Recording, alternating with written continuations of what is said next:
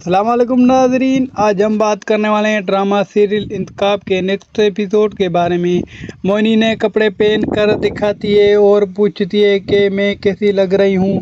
زارو جواب دیتا ہے کہ ایسا کون سا وقت ہوتا ہے جب تم اچھی نہیں لگتی، تم تو ہر ڈریس میں ہی بہت اچھی لگتی ہو۔ زارو اندر ہی اندر بہت زیادہ پریشان ہوتا ہے کیونکہ اب آہستہ آہستہ زارو کی جیب خالی ہوتی جا رہی ہے اور اس کی ماما نے اس کے کریڈٹ کارڈ بند کروا دیے ہیں۔